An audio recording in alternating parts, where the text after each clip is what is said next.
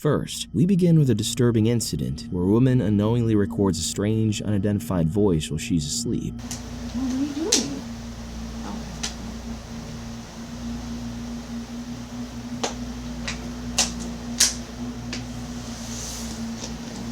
Then, we move into something even darker, when a man receives a cryptic voicemail possibly tied to one of America's biggest conspiracies. You should always judge pizza by the sauce, the dough, and the cheese, not by the toppings on it.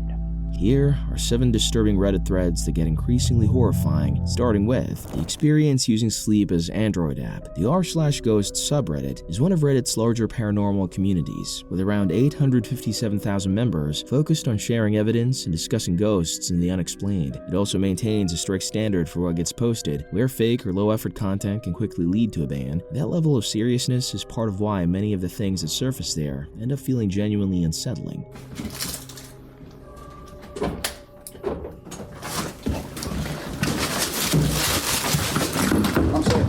On March 10, 2014, a woman posted in the subreddit using a throwaway account that immediately caught the attention of people following the subreddit. The title of the thread was, "Experience using the Sleep as Android app." The Sleep as Android app is an app which monitors your sleep patterns and records audio whenever it detects noise above a certain threshold. The idea is that you wake up in the morning, scroll through the clips, cringe at your own snoring, and go about your day. And the OP had been using it for months with their 3-year-old child sleeping in the same room. Nothing unusual had ever come up, but then one night, something super weird finally did show up. This night I was sleeping in my bed. My 3-year-old was with me that night, as he's scared of the dark. It was just the 2 of us in the whole house. The next night, I decided to go through and delete my recordings and saw this particular record. In it, you can hear some clicks that start to get louder over the course of the recording. Eventually, you can hear me say, "What are you doing?" And immediately after, there's a deep voice that says, "Nothing." The clicks become very loud at that point, and at the very end of the recording, you hear the same voice say, "That's them, I think." Then the OP went on to post the original recording she took.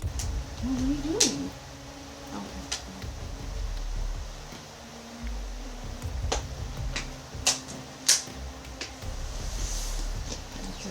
You can hear in the audio clip her asking, "What are you doing?" Then a voice immediately answers her saying, "Nothing." However, what made this situation even more odd was that according to her, she and her 3-year-old were supposed to be the only people in the room, and the voice responding sounded nothing like her or her 3-year-old. And immediately after she posted the thread, it got hundreds of attention, with one user immediately commenting that this was the scariest stuff they'd ever seen on Reddit. This led some users to give their theories, with one user saying, I was about to reply with, "It's probably just you mumbling in your sleep, but listening to that recording a few more times, I believe that was not your voice after the 'What are you doing?' I'm convinced you were a victim of a home invasion." Commenters online go on to claim that those clicking sounds in the recording are not random sounds, but the sound of someone quietly going through the OP's stuff. When the OP says, "What are you doing?" the clicking suddenly pauses, and that's a big deal in their theory. They believe the intruder froze in that moment, thinking she might be awake. And according to the theory, it deliberately answered nothing to make her think the voice was part of a dream or sleep talking. They even go further to say the second set of clicks sounds like something being closed, like a bag or briefcase, which could mean the intruder decided it wasn't worth the risk and left. As for that last unclear line, "That's them," they admit that part doesn't fully make sense, claiming that maybe there was more than one person in the room and the intruder was trying to identify their partner. Then they add one final detail. After their voice says nothing, it almost sounds like it begins to say something else, like "Go B," with the commenters speculating they may have been about to say.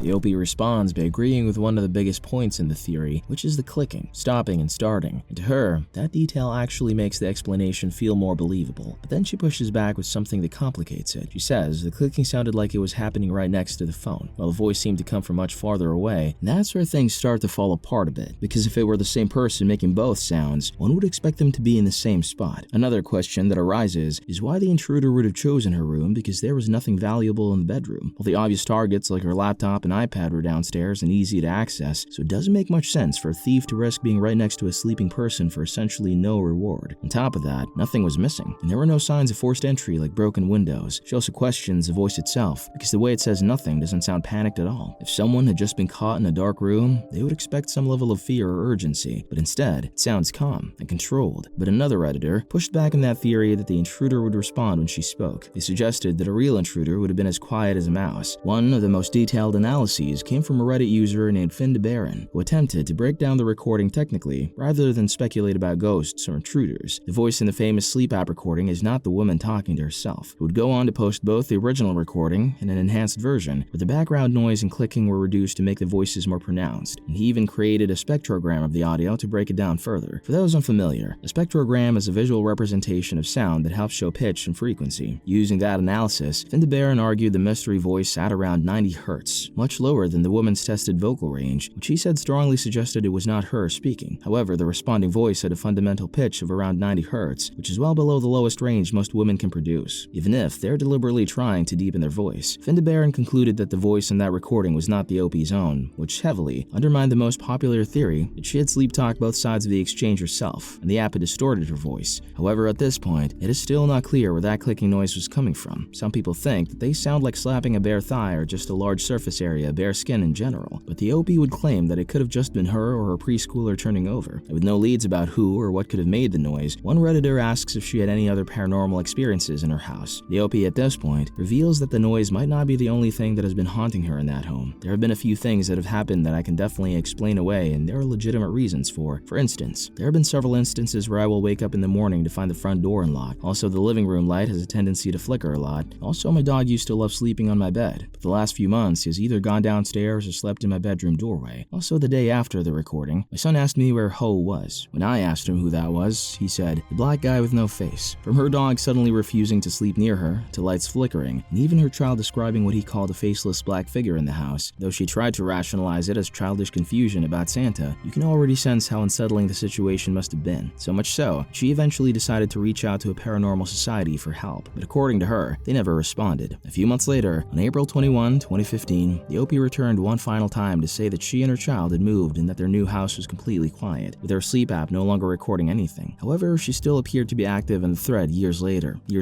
In a follow-up comment posted around 2023, a user named Primate of God asked if she ever figured out what was happening, and she replied, "I have a 3 or 4, none of them desirable." She never went on to explain any of those theories, and while the case is disturbing, it still leaves some room for doubt. But in the next story, that uncertainty disappears because the source of the horror is not unknown. It is someone the user trusted the most. Guy blends slugs into girlfriend's food. Before this story starts, there's one piece of context that makes what happened even more disturbing. In 2010, a 19-year-old Australian named Sam Ballard ate a slug on a dare at a party, and within weeks, he was paralyzed from the neck down, unable to speak, and required constant care every hour of every day until 8 years later, he died.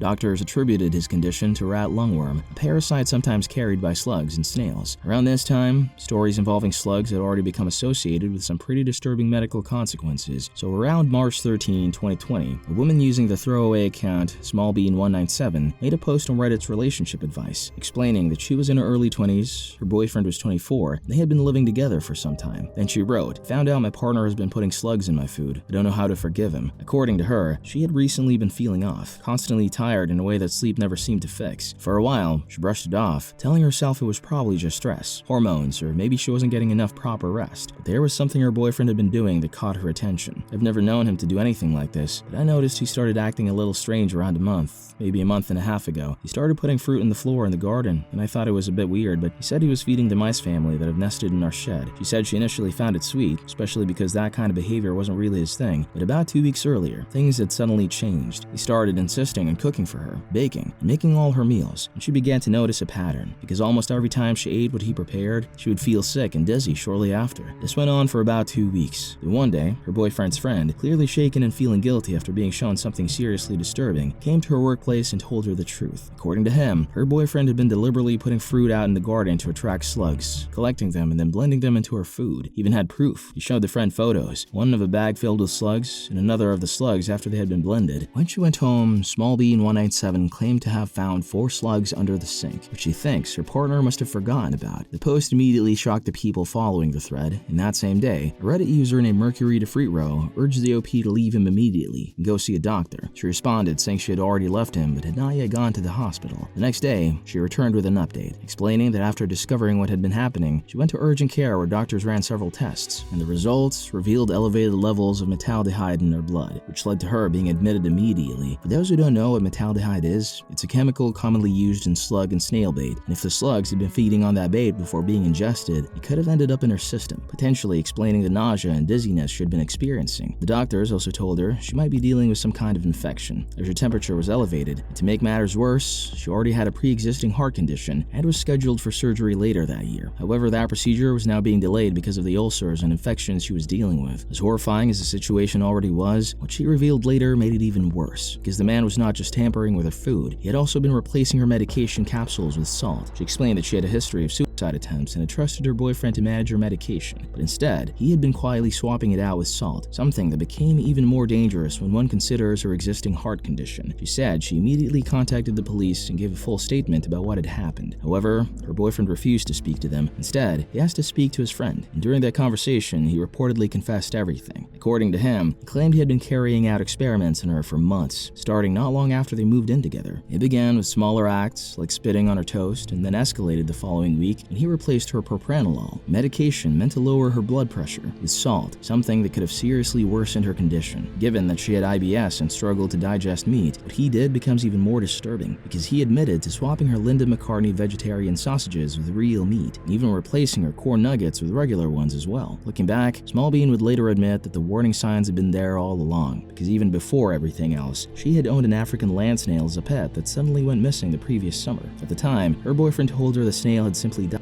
But much later, he admitted the truth, that he had scraped it out and added it to her curry. According to her, she could vaguely remember the day he gave her the curry, because he had been laughing at the time, and when she became uneasy and stormed off, he followed her and urged her to at least taste it. And when Smallbean asked why he was laughing, he claimed the reason he was laughing was because he had added a lot of chili powder. But later, it became clear that the excessive spice was not a joke. It was meant to mask the taste of what he had actually put in the food. And to show just how far things had gone, he even admitted that at one point, he rubbed her toothbrush in the toilet, then decided it was too much and washed it off. By this point, for those who have been following the story, the obvious question becomes, why? What was driving this? Was there any real explanation for it? When confronted, he claimed he did not fully understand his own actions, insisting that he genuinely loved her, but felt some kind of compulsion to keep doing these things anyway. He also claimed that he truly loved taking care of her, that it felt like his purpose, and that he never intended to cause any serious harm. But when the OP began trying to make sense of his behavior, suggesting she understood because she also struggled with OCD and knew what compulsions and impulses felt like, people on Reddit were not convinced. One user pushed back bluntly, saying, "There's zero potential in explaining his inflicting of harm on you. Zero. Stop making excuses for him." Some people even pointed out how dangerous it was that she was still in contact with him, warning that she should never speak to him alone and should always have someone else present if she had to interact with him at all. And it quickly became clear that the OP was starting to rationalize what had essentially been an attempt on her life, which is why a user named Screaming at Mirrors stepped in and made it very clear that she should never forgive him or even consider getting back together with him. And that sentiment was not isolated, because hundreds of people agreed. To many, his behavior went beyond anything normal or explainable, with some even suggesting it could be a case of something like Munchausen by proxy syndrome. Somewhere in the middle of all this, the OP added another detail that made the situation even more disturbing. She explained that he had been diagnosed with ASPD, antisocial personality disorder, and that he saw her as a way to appear normal to the outside world. According to what he told a friend, he had deliberately manipulated her from the very beginning, giving her everything she wanted, like love, affection, and constant reassurance, before slowly shifting into testing her. At first, those tests were emotional tests, including him cheating on her just to see how she would react. When she forgave him, it seemed to encourage him. That was when things escalated into something much darker, with him poisoning her food to see how long it would take before she got sick. She later ended one of her comments by admitting how deeply it had affected her, saying, "The person I knew, I never really knew at all. He's a psychopath and he gives ASPD sufferers a bad name. He knew I was vulnerable due to my mental and physical illnesses. He became my carer but was torturing me at the same time, and I was unaware of any of this." As all of this unfolded, a lot of people began asking the same question, whether there would be any legal consequences for him. But after that point, there was no clear updates in that front. What the OP did do, however, was warn anyone who might know them personally not to share any identifying information in the thread, explaining that it could interfere with a potential legal case. Then,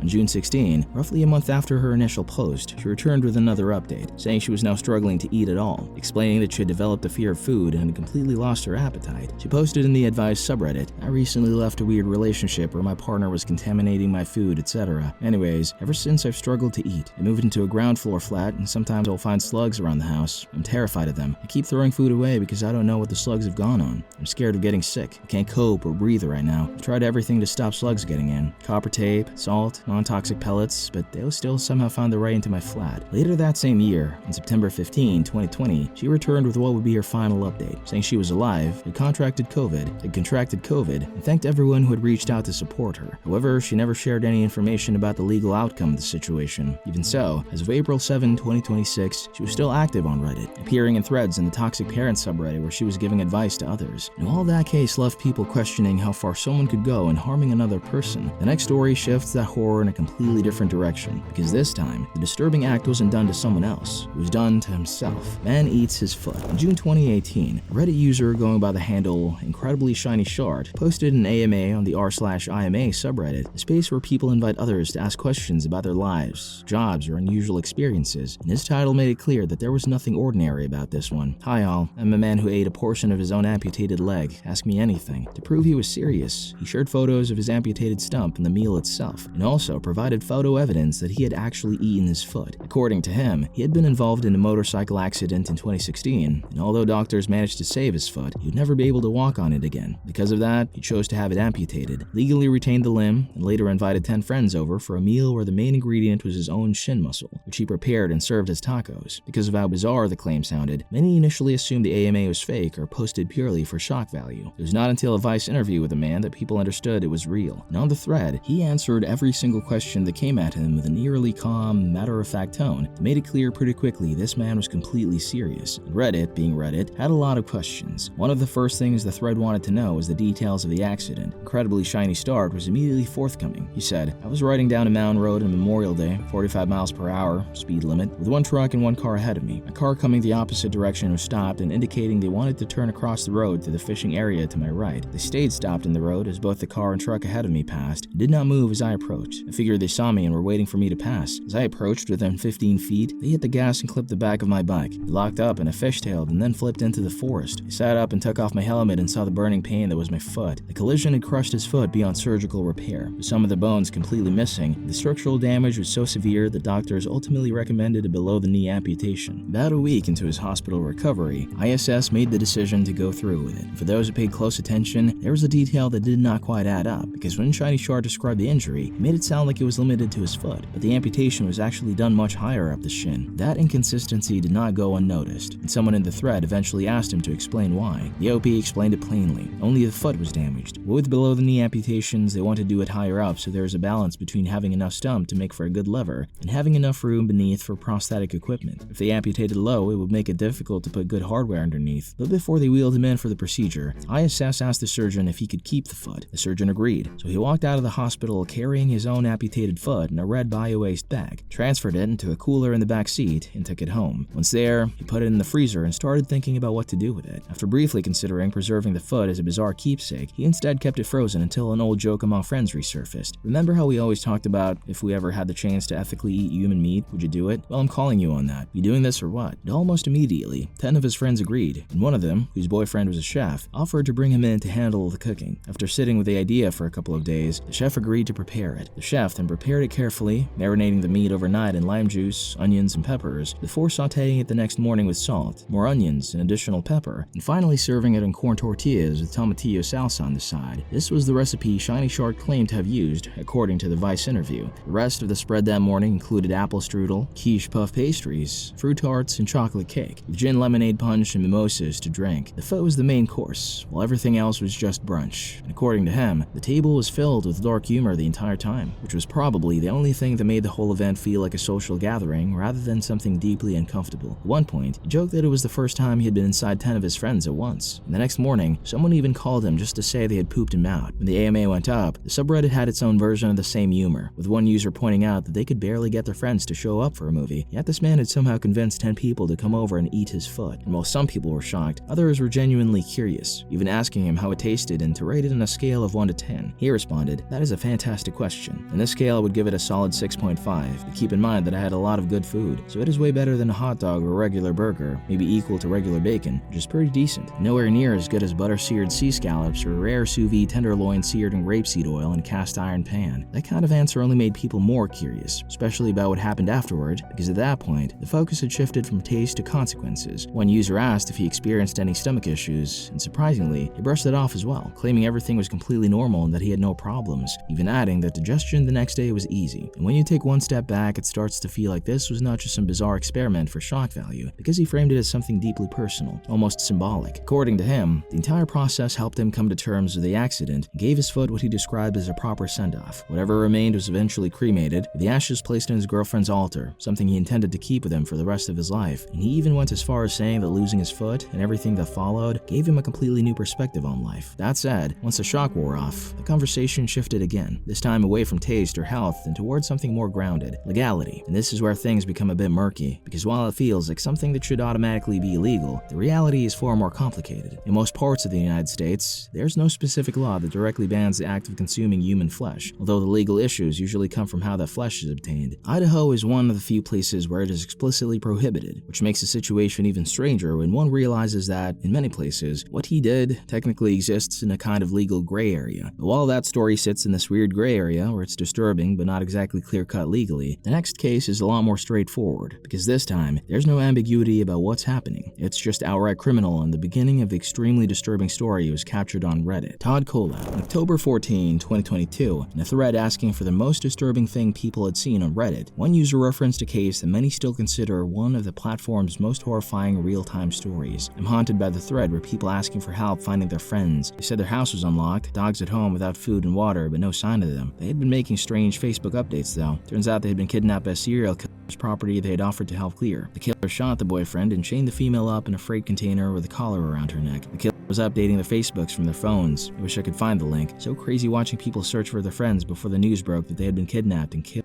That comment was describing a real case, and it did so with unsettling accuracy. But the truth is, the full story goes far beyond that summary. In August 2016, a woman named Carla Brown and her boyfriend Charlie Carver drove out to a rural property in Woodruff, South Carolina, after they had been hired to do some routine landscaping work there. The property belonged to Todd Kolab, a 45-year-old licensed real estate agent with a solid professional reputation. On the surface, there was nothing about him that raised any real concern, because his clients had left positive reviews, and everything about his work appeared legitimate, which is exactly why Carla and Charlie trusted it and drove out to the property, but never came back. Carver and Brown had only been dating for a few months, but over the summer, they moved in together while Carver was going through a divorce. Then, their loved ones stopped hearing from them. Concern quickly started to build. A few days later, their parents went to the apartment to check on them and found Brown's Pomeranian still inside with no food or water. His medications and glasses had also been left behind, which only made the situation feel more serious, and the family posted some of these information on Reddit for anyone who would help them find them. As the search for the missing couple began, something strange started happening in Carver's Facebook account. Even though he did not typically use it much, the account suddenly became more active. On September 1st, a post appeared saying that he and Brown had gotten married. Then, on September 6th, his profile picture was changed. Other posts followed, including links to stories and GoFundMe fundraisers about the missing couple, but there were also several odd posts that had nothing to do with their disappearance, including memes and comic book illustrations. The most recent post, dated October 2, read, "While Color Ribbon supports the cure for people who can't keep their nose out of other people's business." When one concerned family member reached out through the account, they received a private message saying, "Yes, I'm fine." The relatives believed the account had been hacked, saying the posts did not sound like Carver or reflected his usual style. Meanwhile, Brown's Facebook, which she used more often than her boyfriend, remained completely silent. Then, 65 days after Carla Brown and Charlie Carver disappeared, Spartanburg County Police went to Todd Kolab's property based on a tip they had received. In that property, inside a metal shipping container secured with multiple padlocks on the outside, they found Carla Brown chained to the wall.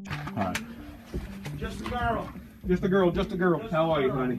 This is bolt cutters. This is our best. He's a paramedic, sweetheart. Oh yeah. Okay, we're gonna get you out of there, okay? She had been held in that container for over 2 months. By that point, her boyfriend Charlie Carver had already been shot and buried somewhere else in the property. He shot him? Who did? Douche. Todd Kolab shot Charlie Carver 3 times in the chest, wrapped him in a blue tarp, put him in the bucket of the tractor, locked me down here, and I never seen him again. Okay. He says he's dead and buried. He says there's several bodies dead and buried out here, and he says that the dogs will be ruined if they go looking because there's red pepper. We're gonna step you out, sweet. Because there's what? Red pepper. Okay. Tell the dog people that.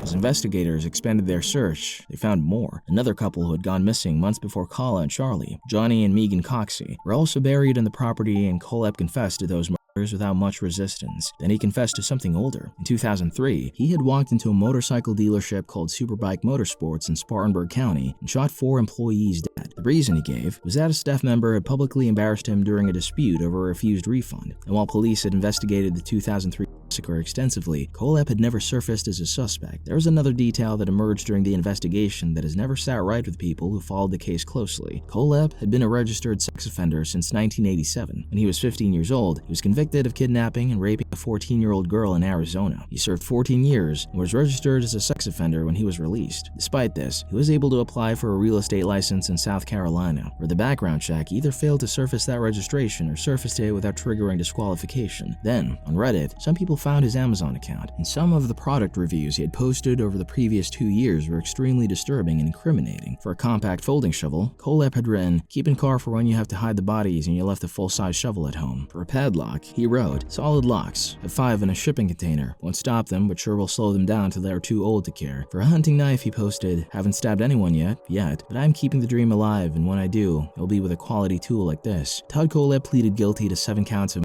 and received 7 consecutive life sentences without the possibility of parole. And while this case made the news, the next story is at number 5 because, whether you believe it is real or not, it is always going to be terrifying. Snap Fingers. Sometime in early 2020, a Reddit user known as Snap Fingers began posting a lot of strange and eerie stuff in different subreddit, and according to people who managed to archive the account before it disappeared, almost all of their post history was made up of desperate questions about strange and unexplained paranormal experiences. At one point, they described seeing dark figures in their peripheral vision, saying they appeared like shifting shapes or even spiders that only seemed to move when they were not being looked at directly. And on October 27, 2019, it went into more detail. Rarely there's full-body visual hallucinations. The last one was from a couple years ago. When I was taking out the garbage, the silhouette of a child crunched down on all fours charged me, only to disappear when I looked at it. And before that, there was a large, fleshy, naked, featureless figure slowly walking on all fours in the room down the hall, approx the average size of a man. Then about a month later, his posts started to shift, moving away from just describing what he was experiencing to sharing increasingly unsettling content, including this video showing a hobo stuck in the gutters, which only made his account feel even more erratic and disturbing. However, that was not even the creepiest thing on his feed, because that same day he made another post in Ask Reddit asking, "If I bite off my own finger, could it be reattached or attached somewhere else?" He never really explained why he felt the need to bite his finger off, only giving a vague statement that he needed to. But in later posts, he slowly began to reveal more about what was actually driving those thoughts, and, as expected, the internet being the internet, some people even responded by offering to help. Then, just about 20 minutes after that post went up, his activity took an even darker turn. He went on to claim that sometime in 2008, while putting together a shelf, a large black mass suddenly occupied his arm, and it terrified him so much that he grabbed a drill and jammed it into the area. He said that after the second strike, the drill actually hit his arm and the hallucination disappeared. At that point, it became clear to most people reading that whatever he was experiencing was serious and likely needed medical attention. But in an earlier post, he had already pushed back against that idea, saying, "I don't want doctors involved. They've treated me as a science experiment before for other things, and I don't want that again. I do not want medication. I want to remain myself."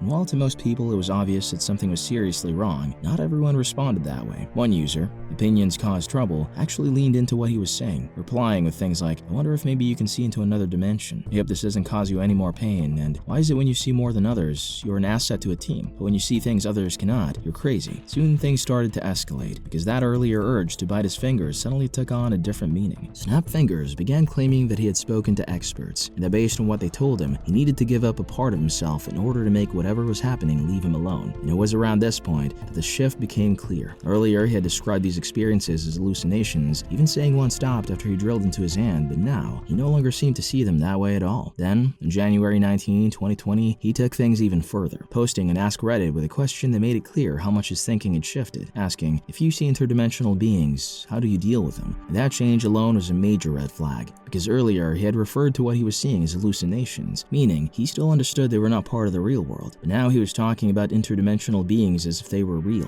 which suggested things were about to spiral much further out of control. And just 3 minutes later, he posted again, this time on an advice subreddit asking, "How do I go about banishing interdimensional beings more effectively?" For context, Snap Fingers insisted that this was not a case of medical issues or hallucinations, even though that was what they had initially believed. Instead, they claimed to have interacted with people on Reddit they described as experts, who allegedly confirmed that what they were dealing with involved interdimensional beings. From there, they began asking looking for more effective ways to banish these entities, explaining that they already knew of two methods. One, which they referred to as Viridian's method, involved seeking help from a local church, although they mentioned they had already been removed from that church. The second method involved mixing turpentine, a small amount of their own blood, in holy water, which they believed could only deal with what they described as smaller entities, not larger ones. They also mentioned a third approach attributed to someone they called Master Gi, which they claimed was capable of handling larger entities, but came at a much higher cost. According to them, it required sacrificing a part of oneself to an entity, something they considered too dangerous, especially since they said a previous attempt had already led to hospitalization and other serious consequences. In most of the replies to that post, people were urging him to get professional help, because to them, it was clear that something was seriously wrong and needed medical attention. Some responses were even more direct, with users warning him that the so-called experts he had been talking to were likely manipulating him and making things worse. But instead of backing down, Snap doubled down, insisting that the turpentine mixture had actually killed one of the entities. And while most people in the thread were trying to talk sense into him, there was one user who stood out for the wrong reasons, someone who appeared to be feeding into it, even telling him to check his Discord DMs and claiming the mission was critical. Snap replied, "I'll call you guys later, but I want to know the truth now, no BS. It's super late on my end at the moment, I need to crash," which only made the situation feel even more unsettling, as it sounded like he was already deep into whatever they had pulled him into. And from that point on, his posts started to escalate even further, with him beginning to ask questions about how to get into the Paris catacombs, which made the situation feel like it was moving from online discussion into something much more real. From there, his questions became even more extreme, shifting from simply asking how to get into the Paris catacombs to wondering if there was some kind of hell portal hidden within them, and even asking for advice on navigating the unofficial or restricted routes underground. And in those later posts, things take a much darker turn, with the way he describes everything starting to sound less like someone asking questions and more like something pulled straight out of a horror movie. In a few short days, I'll be traveling via an alternative means to Paris to bypass the lockdown. I'm making this trip to shut down the hell portal deep within the Paris catacombs. This portal is responsible for enabling an interdimensional hell incursion into our world. The twisted beings coming from this portal cannot be seen by all, but I can see them, and they are quite nice. They reach under your door and charge at you, or if they're small, crawl all over you. Those posts would end up being some of his last in that subject. And then, almost 2 years later, he returned, but this time talking about something completely different, Warhammer. For a lot of people, that sudden shift in tone was jarring, to the point where some questioned whether it was even the same person who had once been posting about interdimensional beings, but he addressed it directly on his profile, writing, "I'm not dead.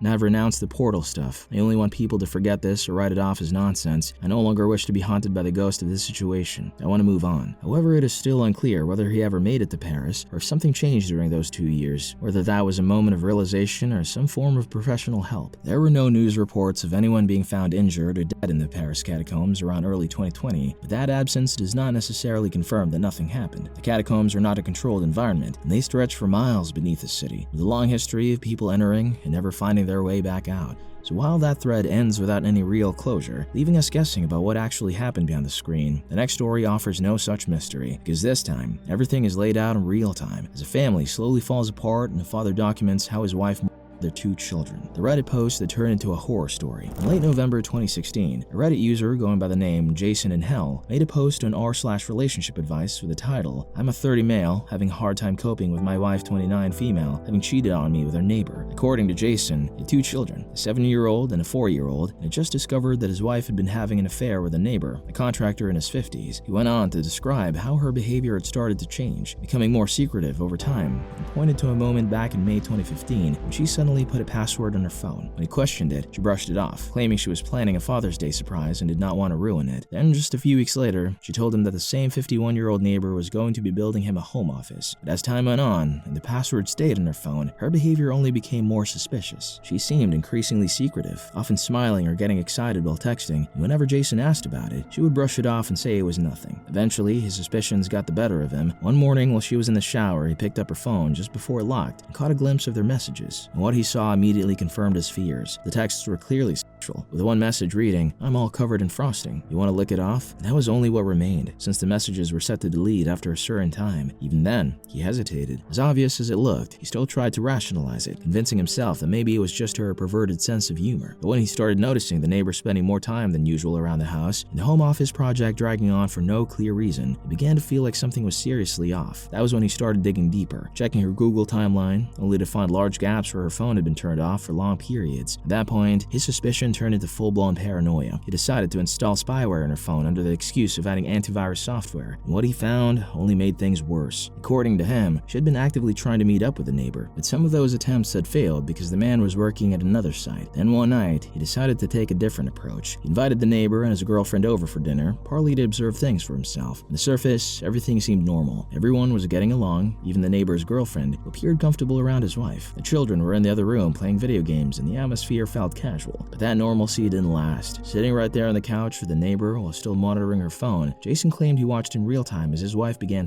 him. She's describing sex acts she would like to perform with him, and he's reciprocating. She tells him to check his Snapchat, and at the same time, I get a Snapchat from her too, and it is her herself in a bathroom stall. They keep talking, trying to figure out when they can meet up and have sex. They decide on Monday morning after I go to work. And while everything about that moment was already infuriating, Jason said what really pushed him over the edge was one specific exchange. The neighbor telling her, "You're my girl now," and her replying, "Always have been," followed by him adding, "And always will be." That was the breaking point. He confronted her, but she initially denied everything. When he showed her the messages, she admitted to the texts, but still tried to downplay it, denying that any photos were sent until he showed those too. And even then, she insisted they had never actually had sex. Jason didn't have direct proof of that, but at that stage, he no longer believed her and had already decided he was leaving. From there, things take a turn for the worst. According to him, the situation turned into a serious custody battle, and he claimed to have discovered that she had planned to use his previous suicide attempt as evidence that he was unfit to have the children, while also turning it back on him and blaming his behavior for the state of the relationship. Then he said she took it even further by involving the children. That Monday, I go to work and I get a text from her in the middle of a meeting with my bosses, stating that she had explained things to our kids, but that they were upset and I need to explain it to them also. I get home from work to find my kids crying. She had told them that mommy had to move out because dad was mad at her. When my son wanted to stay with me, she told him that he can't. My son put it together that if mommy has to move out because I'm mad at her, and he must move out, then I must have been mad at him too. My daughter was crying because my son was. I don't think she was old enough to understand what was happening. And it was in that moment, he said, he fully realized how manipulative she was. Yet despite that, he still agreed to stay. Even as she continued sending explicit messages to the neighbor. For months, he kept everything bottled up, even though it was clearly taking a toll on his mental state, all while knowing he wanted a divorce. Under the post, many people urged him to act before things got worse, repeatedly telling him to file for divorce before she did. Like a lot of threads like this, some responses went further than advice and started questioning his masculinity for not acting sooner.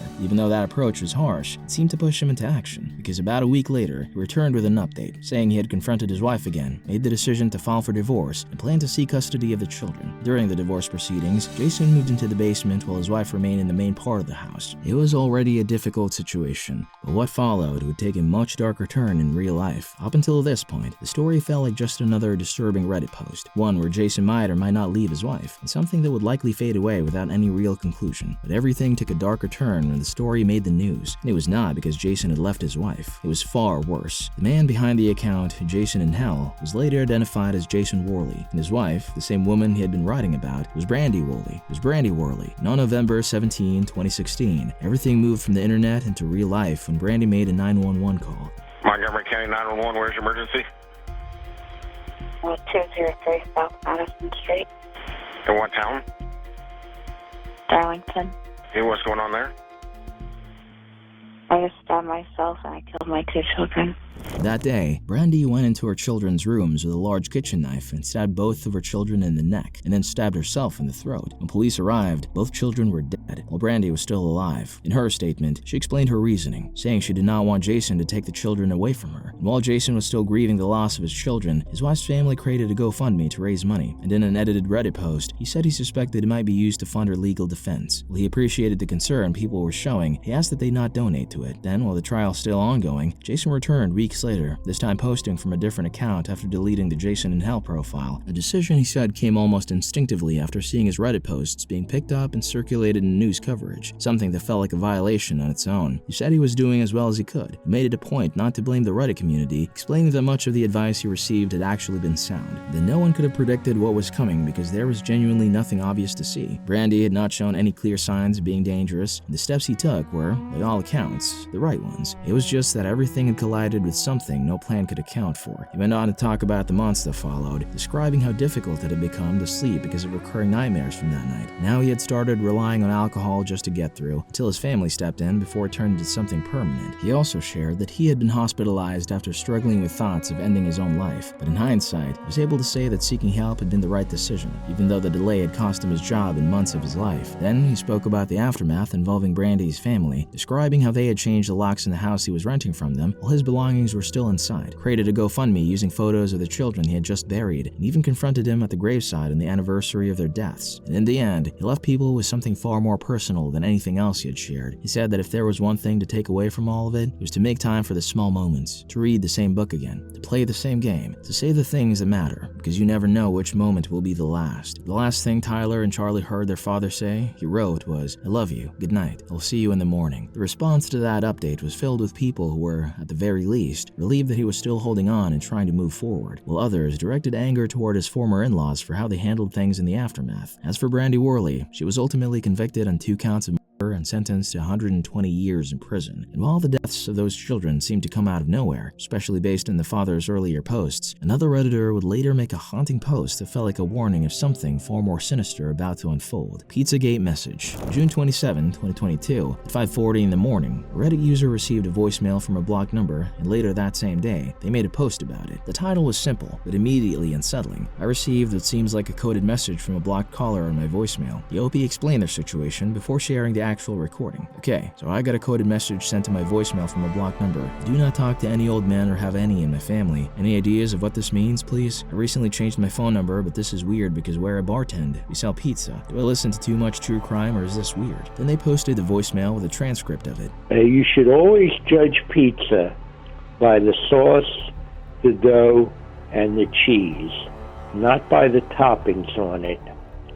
Also, when ordering pizza, especially for delivery or pickup, it is not a bad idea to order it well done, as most places have a tendency to undercook it, especially when they're busy, like on Friday night. Now that is, of course, unless you like it lightly cooked. Now, I have no interest at all in watching the Kardashians, and I never have, nor will I ever wear a backpack. And I hope this is clear to you.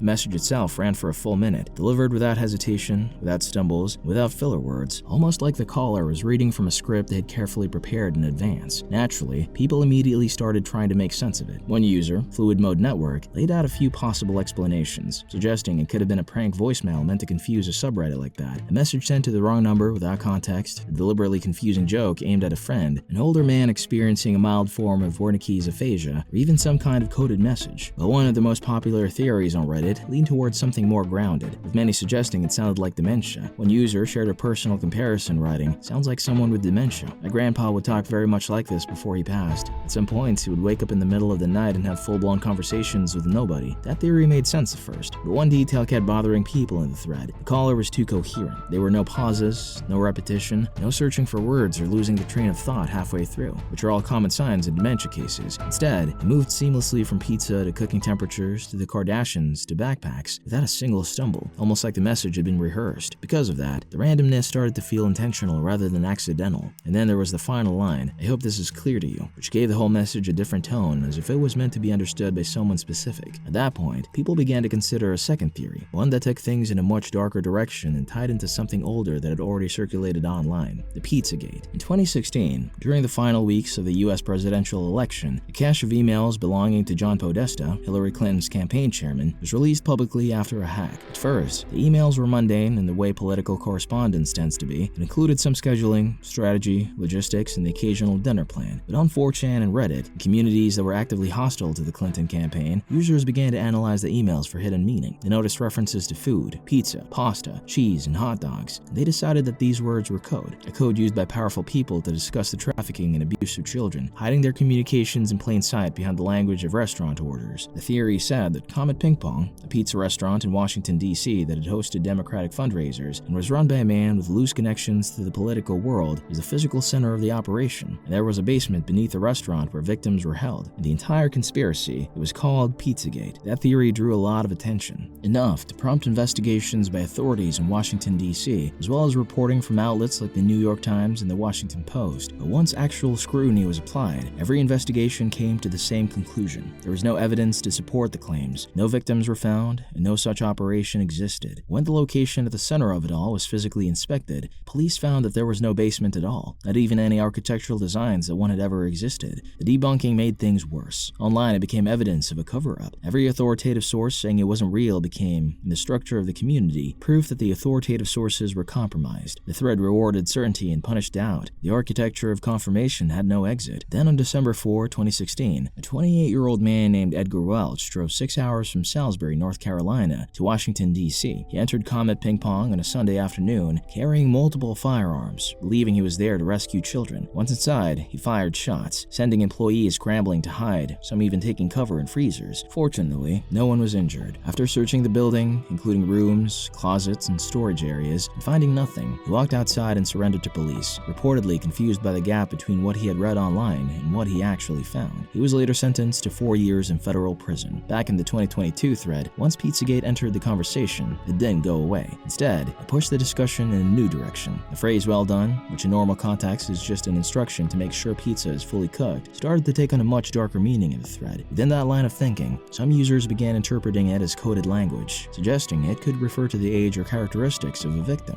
One commenter even speculated that "well done" might imply an older child, while "undercooked" could be interpreted as a disturbing reference to someone younger, showing just how far the discussion had drifted from ordinary explanations into something much more unsettling. Another user took the Friday night reference as a possible meetup time, while the mention of not watching the Kardashians was interpreted as the caller signaling that he will not record the sex act. But not everyone bought into that line of thinking. A number of commenters pushed back, pointing out how quickly the thread was spiraling. Some argued it was likely just a confused older man who had dialed the wrong number, and that people were forcing patterns onto something meaningless. Others reminded everyone that Pizzagate had already been thoroughly debunked, that the idea of pizza-related code words tied to trafficking came from internet speculation, not any real documented system. There were also users who suggested a simpler explanation, that the voicemail itself might have been a deliberate troll, designed to provoke exactly this kind of reaction in a community already inclined toward true crime and mystery. Some kind of coded message for a person who most definitely was not meant to be you. The "I hope this is clear to you" line, as well as it sounding like he's reading off of a prepared script, makes it seem pretty deliberate. The random mention of Kardashians and backpacks seemed like another code in the midst of a weird rant about ordering pizza. Seriously, who the F undercooks pizza? And finally, the fact that they hid their number just kind of solidifies it in my mind. He either dialed the wrong number, which seems more like as your line is already 3 years old, I think you mentioned, or tried to reach the person who had your number last. That framing stuck, because it managed to balance both sides of the situation. On one hand, it offered a simple explanation for why the LP had received the voicemail at all, just a wrong number. But on the other hand, it carried a much darker implication, that the message was meant for someone else entirely, someone who would have understood exactly what was being said. And then things got even more unsettling. Someone else in the comments claimed they had received the exact same voicemail from what sounded like the same voice about a month earlier, which made it feel less like a random mistake and more like something deliberate. The OP confirmed that the thread had already unsettled them enough to lock themselves in. Right there with you. Bought extra deadbolts, etc. already. Def keeping my eyes peeled. Some people in the thread tried to take a more practical approach, suggesting ways the OP could figure out what was really going on. One user asked if a manager or coworker might have given out his number without his permission, but when he checked, the answer was a firm no, especially since he mentioned that many of the people who came into the bar he worked at were already a bit unsettling. What made it worse, though, was the possibility that the caller might not have been a stranger at all. The OP pointed out that the voice in the voicemail had a local accent that matched the area he grew up in, which made the whole thing feel a lot more personal, and according to him, far more disturbing. However, the caller never contacted the number again. After that one incident, there were no follow-up voicemails, no calls, no messages of any kind. The OP later posted once more, saying everything had gone quiet, but that they were still staying alert. And that is where the story ends, unresolved. No one was ever able to decode the voicemail with any real certainty, and no one confirmed whether the caller was confused, dangerous, or simply playing a role. In the end, the most likely explanations are also the least satisfying, that it was either a wrong number, or a troll who knew exactly how to push the right buttons in a true crime community by delivering something strange, deliberate, and just convincing enough to spark fear.